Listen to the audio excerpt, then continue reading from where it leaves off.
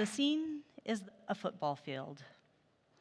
I'm on the sideline, 10 years old, holding my dad's clipboard, watching my brother and the boys practice. They've got pads and helmets on, and every time they hit, there's this thwack of plastic. I love that sound, the rhythm, the intensity, the energy of it. I wanted to be in it. When my mom wasn't at practice, my dad would give me the nod. That was my signal. I'd drop the clipboard, I'd run out there in my sneakers and my ponytail, and jump into Bull in the Ring with the boys. One player in the middle, everyone else waiting to see who is going to try to take you down. I had no pads, no gear, just me, tackling like I belonged. Looking back, I'm not totally sure what my dad was thinking. Just like, yeah, go ahead, no helmet, no pads, you'll figure it out. Which, in hindsight, explains a lot about me. But most of the time, I was standing just outside the line, close enough to hear the plays, but not close enough to be in them. I didn't grow up with a path to football. I grew up chasing one. And even that was more than my mom had. She fell in love with football, watching her older brother play. She stood on the sideline at his high school practices, just watching, learning, and obsessing over it. But she never had access to the game. She only had proximity. This was the 1970s. And the closest she could ever get to football was becoming a Denver Broncos cheerleader. Not playing it, not coaching it, just standing next to it. Her version of possible was being close, not in it. And for a long time, that's how access worked. If you were female, you could watch, you could cheer, you could get close, but there was no system to let girls step fully into the game. No youth leagues, no middle school teams, no high school programs. Just one game a year during homecoming to play powder puff. You know, where the boys were the cheerleaders and the girls got to play football. I learned football in fragments. My dad gave me moments of access. My mom gave me everything I know about football, except how to tackle. Understanding fundamentals, strategy, how to see the game. But there was no ladder, no steps to follow, just a game I had to piece together.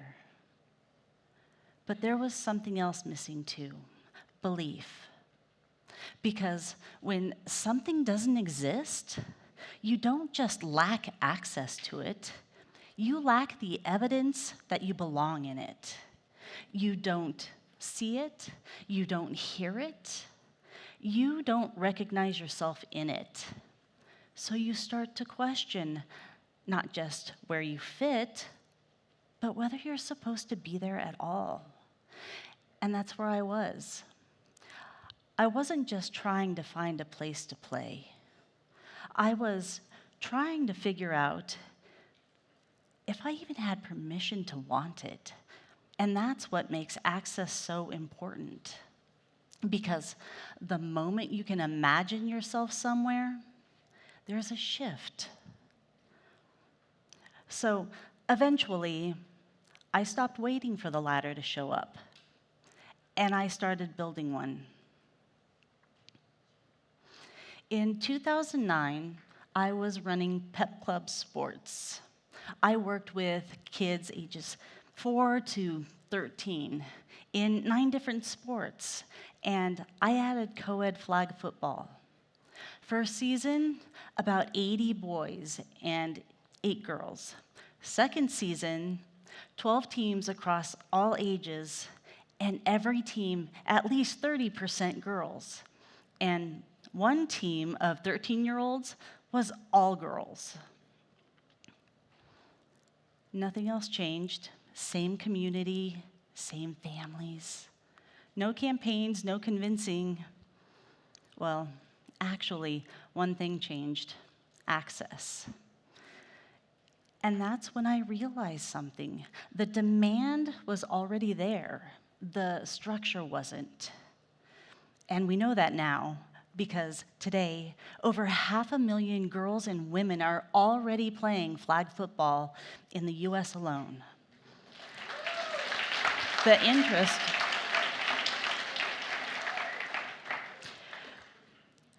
girls show up, and not just to play, to dominate. Because what's happening here isn't just creating athletes, it's creating coaches, officials, league directors, women owning teams, women building businesses around the game. And this is bigger than football, because sports are one of the first places we learn how to lead, how to communicate, how to take up space, how to compete, how to recover when things don't go our way. And we see the impact of that because nearly 94% of all women in C-suite roles played sports at some point in their lives. So when you change who has access to sports, you don't just change the game. You change who shows up in leadership everywhere. Women shaping the future of football on and off the field.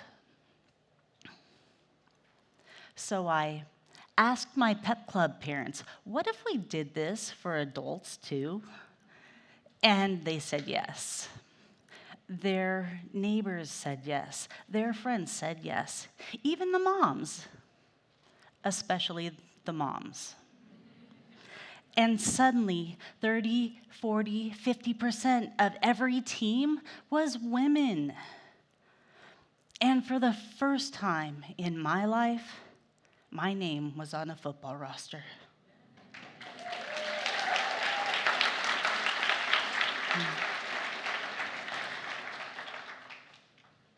So I started looking beyond my own community, other leagues, other players, women forming teams, traveling to tournaments. What I thought I was building alone was happening everywhere. And for a while, I thought this growth was organic, just people like me building small ladders in our own communities, but it's not. What's happening in women's flag football right now is coordinated acceleration. You have the NFL investing in girls' flag football, funding leagues, and creating visibility. You have USA Football building structure, writing rules, certifications, making pathways.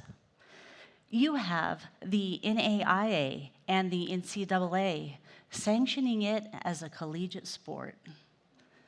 You have IFAF, the International Federation of American Flag Football, developing it as an international sport headed to the next Summer Olympics. That's not random. That's what it looks like when you have bottom-up demand and top-down investment. And that's how sports scale fast. There's another piece most people don't see. For decades, schools have been trying to answer the same question. How do we create more opportunities for girls to play sports? This is a game changer for Title IX. Traditional football, expensive, it's equipment heavy, and it's high risk. Flag football, low cost, scalable, lower risk. It solves a problem schools have been trying to solve for years. So now, this isn't just a cultural movement, it's a structural solution. But the biggest shift is what's being built around it. This isn't being built as a program, it's being built as a pipeline. Youth leagues, high school varsity teams, college scholarships, national teams. That didn't exist before. And today, more than half of US states have sanctioned or are piloting girls' flag football at the high school level. That pipeline is real. And that changes everything. Because when there are no pathways, participation is casual. But when there is a pathway, participation becomes aspirational. Training changes, commitment changes. Girls aren't just playing anymore, they're pursuing. And when you build a pipeline like that, you don't just change who plays the game, you change what the game demands. Because now we're not just introducing girls to football, we're developing them. And development requires something we haven't talked enough about: how we coach. Because when the athlete changes, the coaching has to evolve too. It's not just about teaching plays and skills. It's about building confidence in spaces where girls weren't always told they belonged. It's about communication, leadership, identity. It's about having women in those roles as coaches, as leaders, who understand not just the game, but the experience of stepping into it. Because access gets you in the game, but development determines how far you go. And when you build a pipeline like that, you don't just change who plays the game. You change who runs it, who coaches it. You change who officiates it, who invests in it, who decides what the game becomes. And that's exactly what I saw in my own program. There were two girls, preteens, who loved to be on opposite teams because it meant they got to compete against each other. One game, they both went up for the same ball. One on offense, going for the touchdown. One on defense, trying to shut it down. They collided midair. One came down with the ball. The other came down with cleat marks from her knee to her ankle. And you would have thought she just won the game. She was proud, not of being included, not of being allowed, proud of the battle. Like, look what I did, look what I earned. Out of every play I've seen, that's the one that stays with me. That's what Access does. It doesn't just let girls play. It lets them own the game. And when that happens, we meet the moment. Because now we're not asking if girls belong in football. We're watching them redefine it. We are watching a sport move from invisible to inevitable. And as flag football heads towards the 2028 Summer Olympics, we're not just seeing growth. We're seeing demand, structure, and we're seeing investment. But here's the truth. Momentum doesn't mean permanence. Just because something is growing doesn't mean that it's guaranteed. Every opportunity I've talked about, youth leagues, high school teams, college programs, they exist because someone chose to build them. And they will continue to exist, but only if we choose to continue building. So here's the part where this becomes ours, because this moment, it's not finished. It's still being built. And the question isn't whether women's flag football will grow. It will. The question is, who's going to build it? Who's going to coach the next generation? Who's going to start the next league? Who's going to advocate for programs in schools? Who's going to invest? Who's going to decide that access isn't optional, it is expected?